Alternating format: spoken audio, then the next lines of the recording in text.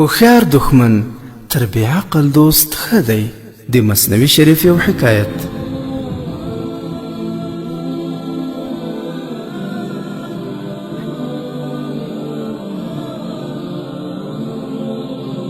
یو پاچا ډیر ښایسته او ښکاري باز درلودی چې پر باچا باندې د زړه ګرانو او ډیره مینه یې ورسره کول.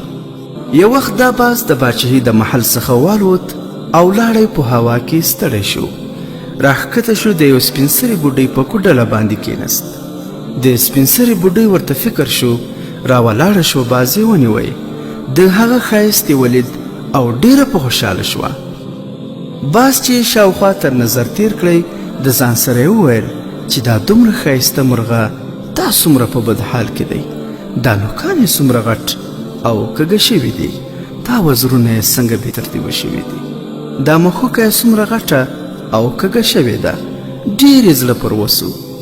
بوډۍ راولاړه شوه، لومړی یې مښوکه ورلنډه او غچې کړه، نوکان یې ورلنډ کړه او وزرونه یې د دې په فکر سره پوره ورغچي او لنډ کړه.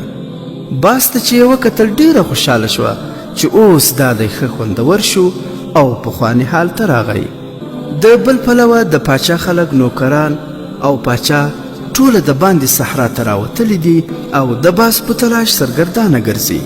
څو بالاخره پر بوډۍ برابر شوه. پوښتنه یې وکړه چې زموږ څخه یو داسې مرغه الوتی دی. بوډۍ هم سمدستي ولاړه شوه. باز یې راواخیست چې دا دی ما نیولی دی.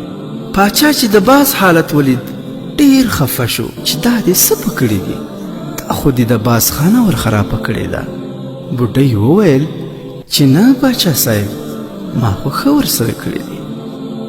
د پاچا تر سترګو اوښکې توی شوې او ویې ویل دا هم د ناپوه او بې عقل دوستي ده.